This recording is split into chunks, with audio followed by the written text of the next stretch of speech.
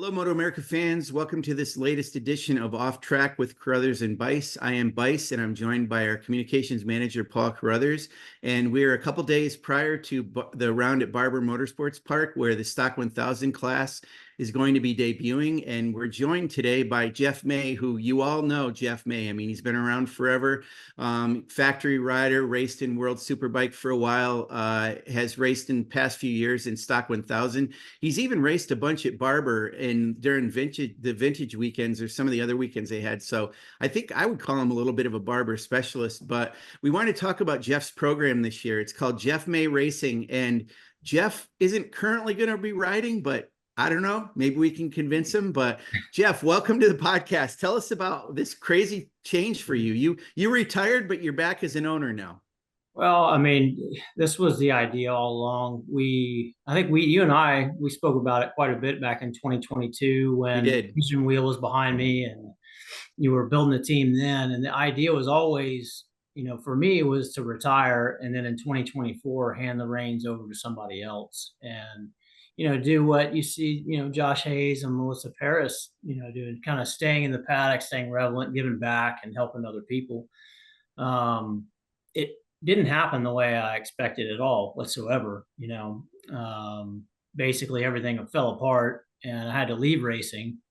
And, they say that if you love something, you got to let it go and then it'll come back to you if it's meant to be.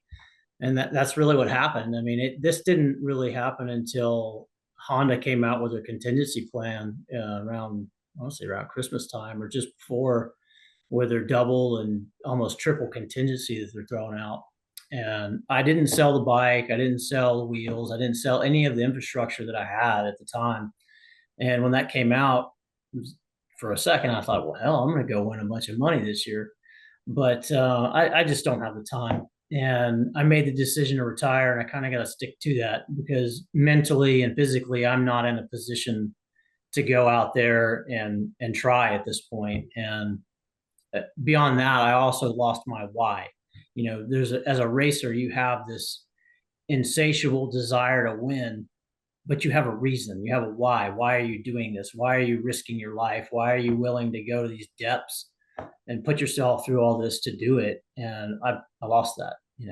I've had a great career. I've had an amazing wife and son, and all these things are calculated into my decisions and how I go about things. And for me, the door of racing is shut. Yeah, can I hop on a bike and go put on the podium? I believe so. Can I go rack up a bunch of Honda money? Yeah, but at what cost? There's a cost to everything. So looking at that, the idea was always to help somebody, and our paths really aligned with Gabriel. And I saw the opportunity. I've been watching him for years here in the Southeast as he was riding the 600, and then he was got on the 1,000. He was going around with his dad with a bone stock R1, and I kind of laugh at him because the thing was quite a turd from what I could see. And he'd ask me, well, how can I do better? What about this? What about that? And I was like, well, you're racing against me. I can't help you. And so then I really saw his ability in his riding, being on the track at the same time. And him and I have a lot of similarities that, coming to talk to him, I didn't realize, but it's actually pretty cool how things almost come full circle. So 20 years exactly to the date, the thing that really made my career take off happened, and it's happening to him. So in 2004, Jody and I were living down in West Palm Beach, Florida, and I was working at a dealership. One of my best friends was like, hey man, come down here. I'll give you a job, work at the parts counter, and you can go race whenever you want. I thought, all right. So we uprooted our life, moved to Florida. I was working at the dealership, same dealership chain that Gabriel's working at. Wow. And Okay. then all of a sudden, Suzuki came out with awesome contingency that year. Found somebody that would loan me a bike. We hit the road. We started doing club races, go win all the club races, take the money. Well, Gabriel's just done that on the Honda as well. And then we would use the club racing money to go AMA racing. And we ended up having an epic year in 2004 because of the contingency and the manufacturer support. It allowed me to go racing because, you don't make a lot of money working at a dealership behind the parts counter. and certainly not enough to go racing these days. And we were able to win our way into the sport essentially with that money. So Gabriel has that same exact scenario happening to him 20 years later. He's living down in South Florida. He works at the same dealership chain, doesn't have the money to go racing. Here comes the Honda contingency. And it all lined up. And I was like, man, and I found a way for me, what I want to do to give back to the sport, because there's been so many people that if they didn't do what they did, whether it was they gave me a set of tires for the weekend, or Brian Drever, a lot of people don't know, back in '04, he rented a space for me at Road America. They used to have like a tiny little covered pavilion back by where the new tech shed is now. And he paid for me to have that area because we didn't have an easy up. We couldn't afford an easy up. That's how bare bones we were doing it, out of a van that was borrowed from a friend. Like, we had nothing. Wow. And those people, I have to repay that, I feel like.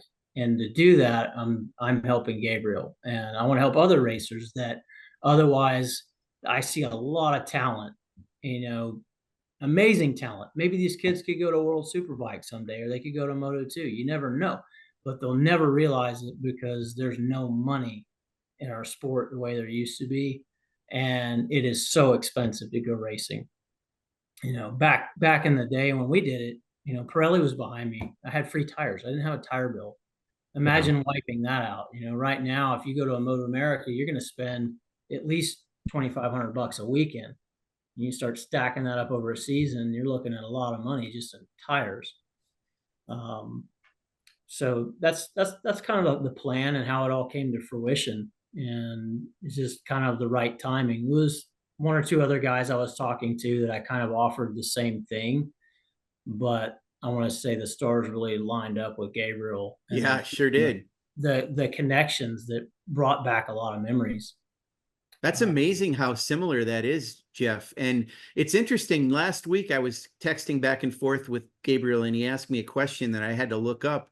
And we discovered and realized that he's the youngest rider in Stock 1000. He's only 20 years old. So he's got a big, long career in front of him. And he does have a lot of talent, to your point. So we actually turned it into a social media post about who is the youngest. And it's him for sure. So, yeah. When I look at him, and I've watched him, obviously, the same as you have. You've seen him more than we have. But like you said, he seems like he's a really talented kid, but he just needs some direction, right? Like, you don't know, like, I've watched their practice sessions before from like Hot Pit, and there wasn't a lot of organization. Like, they didn't seem to have a plan. Is that that's a big thing that you can bring to that program, don't you think? Absolutely. I mean, that's one piece of the pie. What I really saw was after he won that super sport race, and then he kind of transitioned to the R1. I guess him and his dad said, okay, I saw everybody kind of transitioning to the stock 1000 model there around 2000, 2021. A lot of guys started pushing towards the big bike. We saw with Ben Smith as well, and a bunch of guys. And he was at the Wira GNF, which I race. I go usually the Wira championship finals and go steal the money. And I had no points that year, so I had to start on the back of the grid, dead last. And as I was coming through the field, I was behind Gabriel, and I was really hauling ass that weekend. I knew nobody could touch me, so I was like, I'm going to sit here for a minute. So I literally sat behind Gabriel for two and a half laps and just watched him and studied him, because he had asked me that question: what am I doing wrong? How do I go as fast as you're going? And I told him, come ask me after the race. I'm not going to tell you right now because I need this money. So come see me after the race. And I saw what was going on. I realized there was nothing he was doing wrong at all. Zero. In fact, he was doing even more than he should be doing. I was like, holy crap, man. If this kid had a bike that actually worked underneath him, he'd be winning everything. And he didn't know that. And I told him, I came in, I said, look, it's not you, man. It's your bike. Your bike's a turd. It's letting you down. It won't allow you to do what you're trying to do. And I see you on the bike, your body position, your lines, everything. If you had the right bike, you'd be up front. And wow. And we're already seeing that in preseason testing and the club racing we've done, where we put him on my bike, that was one of maybe my specialties in racing in my career, was development. I was known as a development guy for a long time. Very analytical. I'm able to get out of the motorcycle what I want. I'm not your, let's say like a Danny S. Slick or, some of the other guys where they could ride anything and just ride the absolute wheels off of it and make it work. I was never able to do that. If the bike wasn't right, I sucked. And, that was just the honest truth. So I figured out how to really get the bike to work for me. Gabriel and I have similar styles as well, the way we ride the bike. And so that's one of the main things, is trying to give him as good of a motorcycle, if not better, than anybody else out on the grid. And then couple that with his talent and organization. And then really Jody, my wife, she's the one that's going to be running everything, because I don't have time. I mean, I just came off a Zoom from my day job, and I just have too much. Racing is a lot. So I'll be there on the weekends, some of them, and really just to kind of guide Gabriel. But Jody's doing all the heavy lifting and doing all the work, all the sponsor negotiations, all the organization, all the logistics, and all these things that put a lot of man hours into going racing. Will you be at the races you do make it to? Will you be on hot pit, or will you be the guy out on the track, on a scooter or whatever, like watching him and seeing if you can help him that way? No, I'm going to be more on the hot pit side of things. So, some people might call that a crew chief. So I'll be assuming kind of a crew chief / rider coach role, similar to what you saw with PJ the year he didn't race and he helped Sam walk off. I'll be doing that with Gabriel, as well as imparting my knowledge of the Honda and how far I was able to develop it. Yeah, the bike that he's going to be riding, is it your old bike, or is it a different bike this year? No, it's my old bike. It's literally the bike I retired on at Road Atlanta. It's funny, we went to Roebling, I made him ride on the tires. He's like, "Are you sure?" And the tire said Jeff's last race, when we on the podium at Road Atlanta. I was like, "No, they're good, man. Go out for a session or two on these." So, how different is that bike than nobody can get to 24 from what we understand, Geoff? I mean, is it very different? There's some aero on it and some things. You have some aero on your bike too, but is there much difference between the bikes at this point? Between a 2024 and what is actually here now, or what Gabriel's going to be riding? I don't know what year that bike is. Yeah. Basically, what a lot of people don't know about the Honda is that it came out in 2020 in Europe, Right. to start running in BSB and all the national series over there. We didn't get the bikes here until early 2021. So pretty much all of the motorcycles that came into the US are 2021s. There was no 2022. And then you see the white and red and blue, throwback 90s livery. That's a 2023. Okay. So you really only have 2021s and 2023s here in the United States.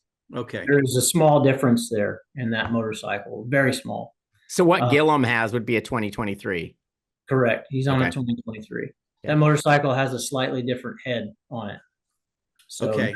there is some difference, but you can't run that head unless you're on the 2023. There's an actual different homologation if you look in the FIM homologation list. So, okay. And then this week I'd done an interview with Richard Kerr, the guy that won the National Superstock in England, and he doesn't have his bike. In order to make sure it fits, he's got, I think, a 2023. They're starting with a Jones Honda and a US model, so they're on a 2023 too, and everybody has said the same thing. Nobody can get a 24 in the US. So to your point on that, it's either a 2023 or 2021 like yours has. So the difference between the 21 and the 23, is there very much difference? You said the head, but I mean, performance wise or handling, is there any difference? Exact same chassis, the handling the same. You can't tell the difference, put it that way. I've even heard that from Kerr's crew chief. Okay. And Honda pays the money no matter what, right? I mean, obviously. Yeah, that's one of the cool things that Honda's done to really support the sport. If you go in there and look, they're even paying on the old 2018, the CBR, just the plain RR. They're not doing the classic, what some of the other manufacturers, I'm not going to name their names, where you had to have a current or within 2-year bike. Right, because they wanted to buy you wanted to buy a new bike. They want you to buy new bikes. Well, Honda's goal is to get Hondas on the grid. And I think they've done a very good job of doing that.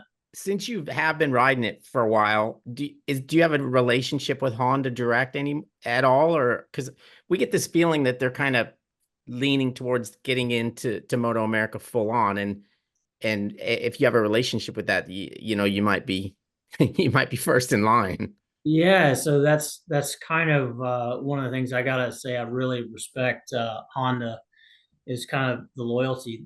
We started talking to them back in December, January when they announced the contingency, and I want to say they rewarded me in a sense for my loyalty of running the Honda in 21 and 22, and then the one race in 23, and doing all the development. They did sponsor me then. I was a Honda backed supported rider. At that time, they didn't really have much they could do, but what they did do was offer amazing contingency before they even doubled it and tripled it for this year. The contingency was great, the motorcycle was great, and whenever I needed parts, they were there for me with parts. Um, what transpired, it's kind of another meant to be thing that at the time really made my retirement hard. So in 2023 at Road Atlanta, I literally had just gotten off the podium after announcing my retirement, and the cat was out of the bag. I get back to the paddock, and one of my crew guys says, "Hey, there was a Japanese guy here from Honda walking around and asking questions about your program and this and that, and why aren't there more Hondas on the grid and all this." Come to find out, it's the new president that's here in the United States. And he's the one that's been pushing and driving them to get back into road racing. And it's like, you got to be kidding me, man. I worked so hard to push this thing for so long, and then I retire an hour later, this dude shows up and really wants to go racing. You know, it's funny, Geoff, you validated something that we have heard, and I can speak from experience on that from when I worked with Yamaha. There was a time where they had transitioned. These Japanese companies, of course, always have a Japanese president in the United States, and the company in the US tends to go by what they want to do. And Yamaha went through the same thing. They changed presidents, and that president wasn't really into road racing as much. This new guy, to your point, we had heard he really loves road racing, and I didn't even know he was at Road Atlanta, but you can vouch for the fact that it seems like they're trying to move towards that because of their president and what that president wants to see in the US. So that bodes well for us. He showed up to MotoAmerica unannounced. Nobody knew he was there. Not even the Honda people that were doing racing. Like, he did it on his own to just do some reconnaissance. And that's pretty cool. Here you see the result of it 1 year later. And I don't think this is a flash in the pan. He's new, he's here, he's going to be here a while. The cycle of the Japanese presidents. And they put a lot of value in racing and the Honda heritage in racing. And so it's really exciting to see. And then again with the 2024, which the 2024, in line with what we've seen already, will be our 2025 bike. They are coming. Okay. So that's great. Just a 2025. Let's talk about your crew a little bit, or the crew that you know, because I was delighted at Daytona, and then I kind of went to sadness. I was so happy to see Michael Godin there and involved with the Ducati Rahal Moto team. But now that you've got a team, Michael Godin's not going to be part of this team, or is he in some way after race weekends? Who do you have as your crew? Well, we're kind of all over the place, if you will. Okay. What's behind this is KWS Motorsports, Michael Godin. They are building the motorcycle. They are maintaining the motorcycle. So as we say that, Mike was here at my house on Saturday on his way to Rahal Ducati, and he dropped off the bike with a brand new fresh engine in it, brand new chassis, been refreshed, everything. So he is in the background working and helping carry on. So this is a Michael Godin motorcycle that Gabriel will get to race. That's impressive. That's good. Yeah, and then Will Gawler, he went and had an opportunity with M4, and so he's on Brandon Posh's Superbike. So yeah, my guys are no longer available, unfortunately, but it's really cool for me to see that I was able to be a part of their journey, and now they're really getting better and better opportunities, and that's the way things go in the paddock. Life moves on, and I wish all them the best, and who knows, maybe we'll team back up again someday. But, speaking of which, when you're at the track this year, is that difficult for you to watch? Like I get the feeling like you'd still like, you could do well, but do you still have that like, oh man, I need to be out there. I wish I was out there. Or are you over that? No, I mean, yes and no. I think I'm like halfway through the healing process. It's like being maybe a recovering alcoholic or something because Yeah. there's days where I'm like, man, I'm gonna put this together. I'm gonna get another bike, and I'll be out there with Gabriel. Maybe I'll block for him. Who knows? So And this year you're the alcoholic that's going back to the bar, but yeah, not like, able to drink. yeah, well, maybe falling off the wagon here and there. I don't know. Well, I listen, don't know. I think Josh Hayes is a prime example too. Him and I, where we both truly love the sport. We started later in life. We love it. We absolutely, racing is in our bones. But as you get older and have reaped a lot of benefit from the sport, you have to get really meticulous about when and how you race. And if it's not right, if the scenario is not right, you have to say no. You realize that no, this isn't right. I'm not going to push it. Mhm. It's like a gambler, right? You can make a lot of money in Vegas, but if you don't get up from the table and leave with your winnings, man, you might just spend it all right back at that table. And racing has given me an amazing life, and I don't want to be one of those guys that doesn't know when to leave and just burns through everything that I made. Right. it's funny, Jody, I'll share this with you. So, well, a few years ago when Danny Walker and Road Race Factory left the paddock, it was a pretty sad thing. I was walking around like a hangdog, and I talked to Mick Concrete, and she goes, "What are you sad about?" She goes, "This is the greatest day of my life. I get Danny back. We're going to be able to do this, that, and the other thing." The other day when Jody was, was talking to Jody. She's all excited too about this. She goes, "I don't have to worry about Geoff anymore. We've got a rider, we've got a team. I'm really excited about this whole thing." So it's a tough deal because they love to watch you race, but they also worry about you, don't they, Geoff? Yeah, because it's part of the sport, as we've seen. There's a lot that happens. I mean, you guys, MotoAmerica is doing a great job with the TV show showing the backstory of superbike guys and what they go through. It's not just about the race and what you do on the bike. It's the preparation, the ins and outs, getting injured, coming back from injuries. It's a constant fight. And I think that's the big relief for me and Jody is like after 25 years of doing this, it's like it's over. There's no more fight. And now I can just enjoy, it's all enjoyment of taking the knowledge that I have and imparting it with Gabriel and helping somebody go faster, go better, and go after his dream. My dream's done. I've done what I wanted to do. There's maybe, I think about it, and I have no regrets. There's maybe three things I didn't get to do in racing a motorcycle. I didn't get to race or ride a MotoGP bike. That's one. I didn't get to race at Suzuka. That's another. And the other one I can't remember. But so it's really just two things that actually would still be on the bucket list, if you will. Yeah. One of the things you've done with Daytona over the past few years of recent years is you've had this Mayday program, and it's like you've done a thing where you've put people's names on the bikes. Can you tell us about, there's something going on at Barber that I wonder if you can explain to us that's going to involve Gabriel, and the fans can get involved in that too. I thought I'm sure we want to talk about what you're doing. And is it just for Barber, or will it be continuing? It's just for Barber. So another big thing that's happening is, paying it forward and good things have happened. Jesse Wilco with Disrupt Racing is helping us for Oh, Barber. right. He's coming on board as, kind of say our title sponsor for Barber, and helping out. Jesse and I, we go back, I want to say maybe 2019 or 2018. I met him. He ended up on the Wera board. There's a Wera board where you can sell stuff, and he wanted to buy my ZX10 that was racing that year, and that's how we met. He drove down from Wisconsin and got it. It was his own personal bike, and we started a relationship that led to him being my title sponsor for one of the Daytona 200s, and kind of in line with like the Project Mayday you're talking about.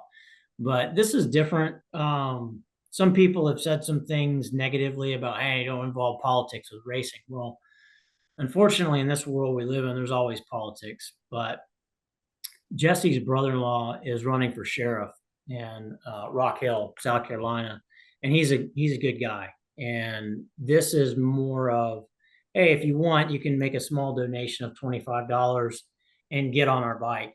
That $25 does not go to racing or anything to racing. It goes directly to Heath Clevenger and him running for South Carolina Sheriff in Rock Hill. And we're just trying to do a good thing there. It's nothing more than trying to help the good guys win. And that's it. And we're offering people the availability to, put their name on the GMR bike and be out there with Gabriel and be part of the success. So will Jesse be will it be Disrupt Racing as a title at Barber and also the rounds after this? And is it the 5 Stock 1000 rounds, or will it be some of the Superbike rounds as Superbike Cup? So for now, it's just Barber.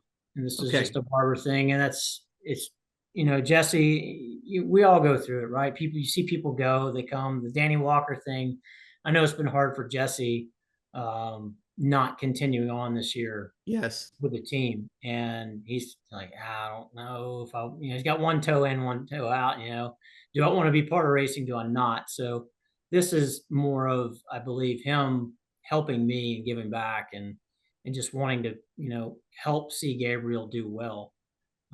And I have that with a lot of my sponsors. I'm taking my relationships and the people that have helped me, like K-Tech, Dunlop, Arai, Dainese, all the people that have been there for me, and taking the opportunity that they would give me this year if I was racing and letting it pass through me and go to Gabriel. As far as Jesse, that's yet to be seen. The people that are helping us and that are on board with us for the whole year is Jones Racing. So Cameron Jones is going to be essentially, I would say, at all the stock rounds, technically Gabriel's crew chief. Him and I will kind of split that role. He's very, very good with the electronic side of things. Yes. And then I'm really heavy on the chassis side of the development with, spring rates, ride heights, and valving. So, and all the notes that I have from everything we did. So we're going to split that role. Daryl Jones Honda is going to transport everything. We will be pitted with Ashton Yates all year. Oh. So, we're racing under the same tent, but we have different title sponsors. We're trying to raise money separately at this point, but kind of working together. We're doing what we can. They're in the same boat we are. They're trying to get out there and make all the races and keep Ashton out there. And we're trying to do the same with Gabriel. So we're teaming up to make that easier. Kind of defer some of the financial burden. That's actually that's a good idea though, Geoff, because to your point, I mean, and Ashton's racing in Superbike. So you guys, there's some definite knowledge base that you guys can share. I spoke to Daryl Jones last week, and it's funny, Daryl's other son, I should say, is running the dealership more while Daryl's doing this. Cameron, while Daryl thought Cameron's going to run the dealership that they have in Missouri, he's got his own company that you're talking about that is involved in data collection and setup and electronics and everything. So he has a company that deals with this. So you got a good one in Cameron Jones, as well as a former Junior Cup racer and winner for us in the rain that time. Paul remembers that. Cameron Jones on that one Honda. So Honda comes around, goes around. But that's cool. So so it'll be Ashton and Gabriel Da Silva under the same area, separate teams and kind of separate classes. Yep. And then with Gabriel, my focus this year is I want him to really go after the Stock 1000 championship. I've noticed it's very easy to bite off more than you can chew in racing, right? Like things pop up that you don't plan for, and then they can really hinder the effort. So we're focusing solely on Stock 1000. We're only doing the Stock 1000 rounds, the 5 of them, and kind of putting all of our effort into that. And the reason being is we don't have a title sponsor on board for the season that could facilitate running in Superbike Cup as well as the Stock 1000. Because when you start looking at the extra expenses of wear and tear on the motor, rebuilding the motor, logistics, the price tag is just too big for us to take on. So I want to keep it simple, stupid rule, and keep it in line with doing what we can do with what we have and giving him the best chance of success in Stock 1000. That makes sense. Yeah, it goes back to what you said earlier. Sometimes it's good to say no, Yeah, it's hard, like everybody's so passionate in racing. It's harder to say no than it is to Yeah. say yes. So let's talk about Barber Motorsports Park a little bit, Geoff. So we mentioned Gabriel won in the rain there in the Super Sport race that one year that everybody knows about and has seen him in his whatever you call the oversuit and everything. So he's pretty good there. We know he's a smooth rider because you have to do that when you race in the rain. You, as much as you know Road Atlanta, Michelin Raceway Road Atlanta, you know Barber Motorsports Park really good. Let's face it, you know all the tracks, but you're kind of a specialist with Barber too. You go there and race, I think with the vintage event you do with the EBR or you have in the past. So you know that track extremely well. That's going to help you guys in this first round, I'm sure. Yeah, I mean, funny enough, it hasn't been one of my favorite tracks in my career. I have a lot less podiums there than a lot of the other tracks. But I obviously have, I feel like, some things figured out about Barber. I'm one of the few people that I think when we raced there in 2022, I think myself and Hayes were the only guys that had raced when the inaugural event was and to current. So yeah, Wow. I've been racing there since 2003 and every single year in between. Um, it has its own characteristics. It's obviously changed a little bit with the repave as tracks do, and we're starting to see a pattern there with other tracks we go to and how they've been repaved, and it's changed the setup a little bit and the tires you use, things like that. But yeah, I'm excited to go there and see what happens and impart my wisdom on Gabriel and see what he can do with it. But I don't know if there's any secrets to it, other than I've got a billion miles around the place. And as a racer, the more laps you have somewhere, the easier it is. It becomes more autopilot. And then you figure out little characteristics. Each track has its own quirks, and you go, oh, this works here really good. And you find those little secrets in the shock and the spring rate or the chassis, things that work really good. And I seem to have found that across the multiple different brands between Suzuki, the Buell, EBR, and now the Honda at Barber. Is Now, it, go ahead, go Paul. ahead. That, and you also have notes on that bike from all these races, right? I mean, from all these tracks. I actually have something here. I didn't even mean to have it.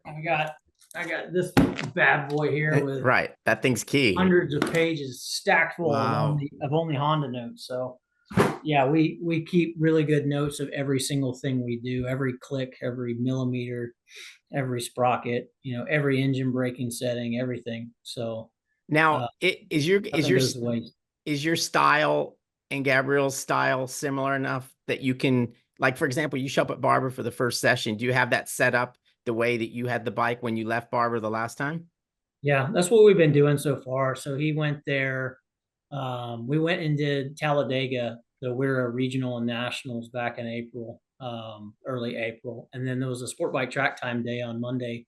And a lot of the MotoAmerica guys were there. And I let Gabriel take the bike. I had to work. So I was like, hey, man, take my truck, take the bike. We put the setting on there for Barber. He went over there on used tires. And by the end of the day, he's like, he didn't change anything. And he's like, man, I'm Wow. going to win. He said, I'm going to win.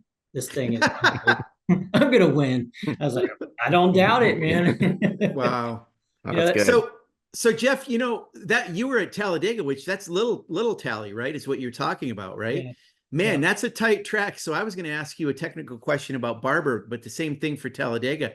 A leader bike around Barber or that track is a handful. Isn't that kind of a big bike to be riding at Barber, or does it fit okay? Josh Hayes always said that the Barber road course, it's like they took a road course and put it in a copier and reduced it 75% in size. It would be incredible if it was bigger, and it'd probably be homologated for MotoGP and whatever. Yeah. Is that a lot of bike to ride that around that track? That where it really, I want to say, becomes more the physicality of it. The bike works really well there. Yeah, you only use second through fourth gear. You're not using the whole transmission there. Part of the key with the big bike is taming it down. And one of the ways I do that, I don't do it with electronics. I know a lot of people are heavy on electronics and TC, wheelie control, all those things. But a lot of times that just slows the bike down. There's a fine line there. I try to get it right with the chassis first, with everything off, and then taper in TC, wheelie, engine braking strategies tailored once I know the bike works really well on its own. And at Barber now with the new pavement, the place has a just tremendous amount of grip. And it's got as much grip as any track in the world. So it's just more physical, put it that way. I think that's the biggest thing. It's fun on a big bike. I love racing a big bike at Barber more so than the 600. But Wow, yeah, that surprises me.